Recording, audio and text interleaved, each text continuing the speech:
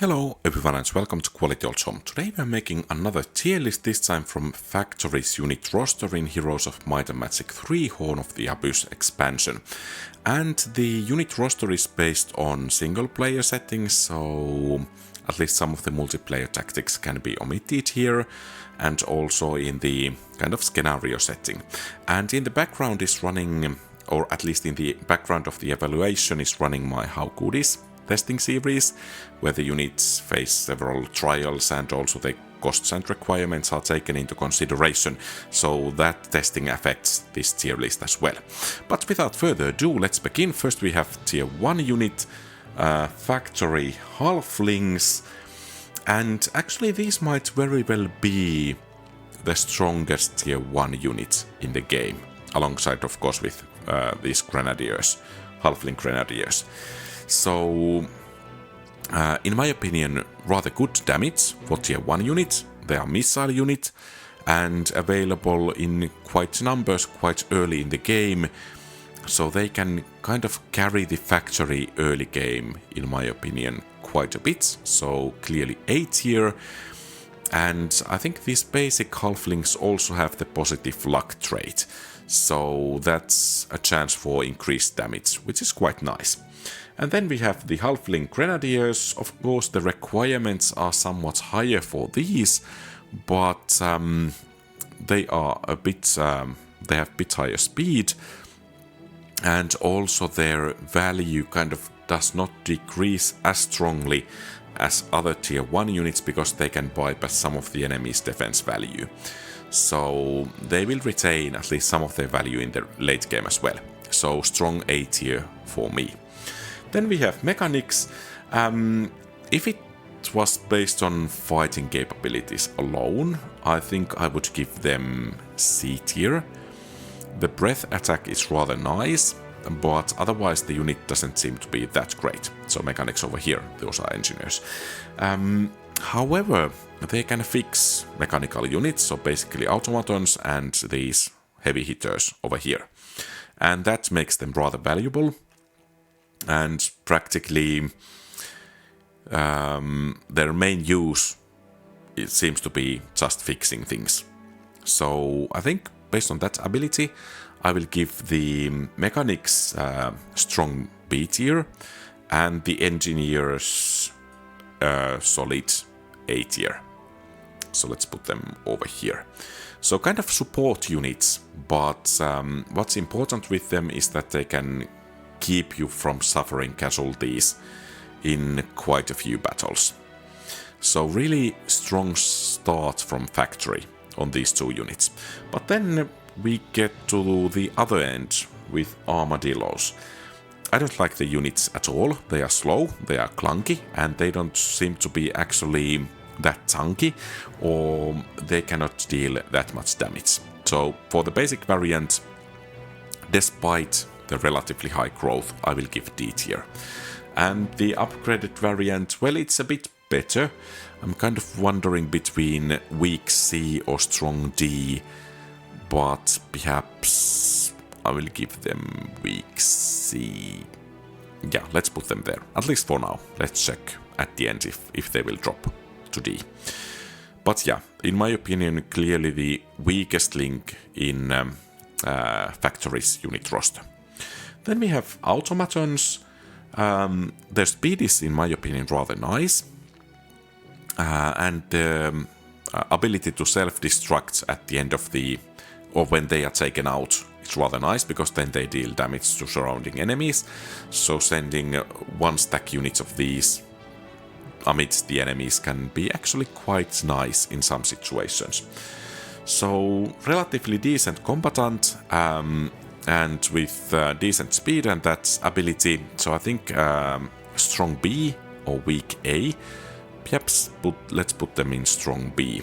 And then we have this Sentinel automaton, even faster. The enemy doesn't have retaliation, so perhaps somewhat of a contender for top 3 strongest tier 4 units in the game.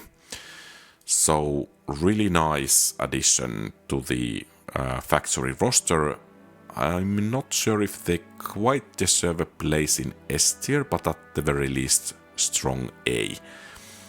Let's see. But let's put them into strong A, at least for now. Then let's move to tier 5. First we have sandworms. I mean, they kind of have teleportation movement, that's nice.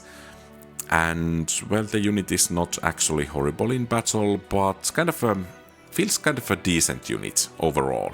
So, B tier. But when you get the upgraded variant, I don't know how to pronounce this, Olgoi Kokoi, but clearly a contender for the best tier 5 unit, along with some others, so at the very least in top 3, perhaps not quite the best, but a contender for that position. The unit is relatively fast, it moves through teleportation, and that it's able to consume those dead unit stacks on the field, and thus gain an extra attack can make it really deadly in the battle. So it's possible to get, say, 5 attacks for this unit, so it can inflict tremendous damage with proper control, and it deserves a place in S tier in my books. Then let's move to tier 6. We have gunslingers, and I think overall gunslingers and bounty hunters are perhaps the worst tier 6 units. Well, perhaps they actually can beat Cyclops in one-on-one skirmish, but I think Cyclops overall tend to be a bit more versatile than these. So the strength of these units is that they are very good against enemy missile units. So they will kind of counterattack when the enemy missile unit attacks, and they will do the counterattack before the enemy unit actually attacks. So that's really nice. They shine in those situations.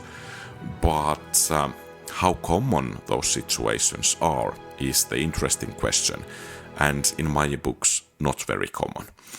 And furthermore, the stats of the units are not that great, especially for tier 6 units, and thus I will give these gunslingers only C tier and bounty hunters B tier.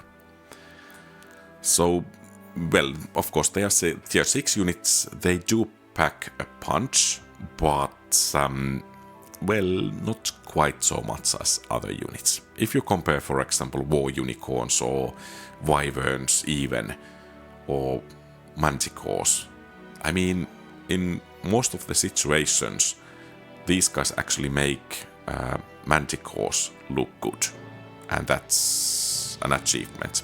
Well, based on that comment alone, I would perhaps should give them D tier, but well, they hit quite strongly against enemy units, especially if you are fighting against neutral units in the campaign map. So that's the reasoning behind C and B tier over here.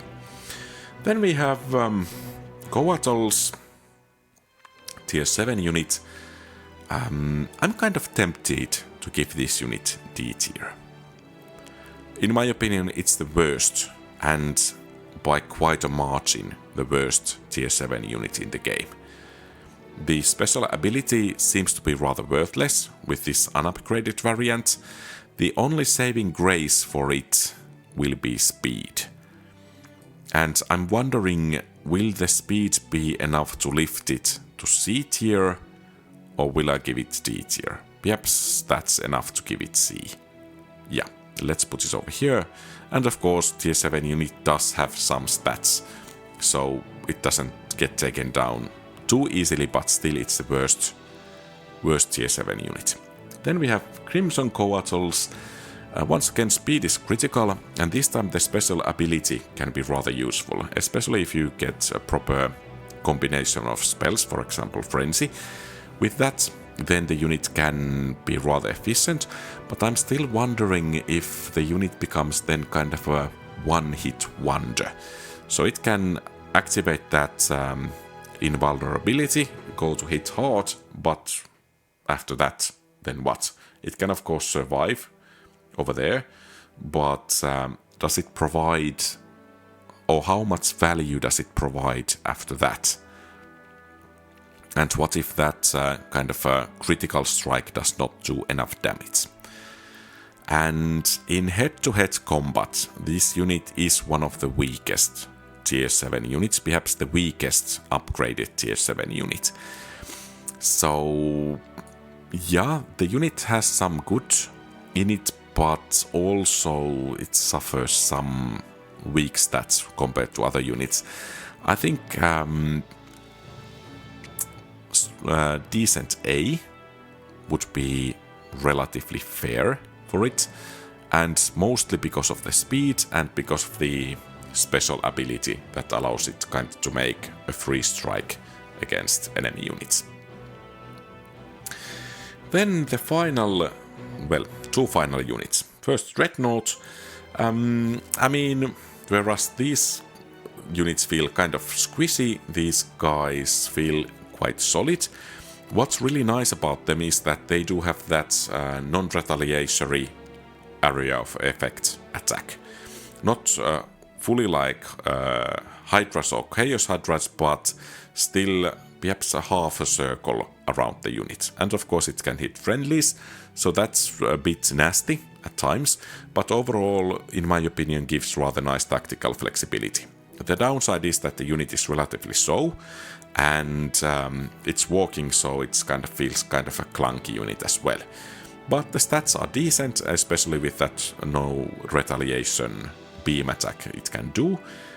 And I think I will give it a weak A tier.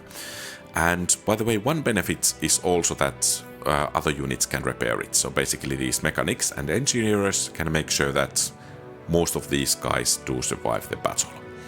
And then we have Juggernaut, upgraded variant of these, really great, at least hit points, a bit faster unit, and overall the stats are improved, so I think they deserve a place in S tier, but they are not top contender for tier 7 units, best unit for tier 7, so that's the reasoning why I'm giving this Olgoi Koikoi a bit better position in this tier list.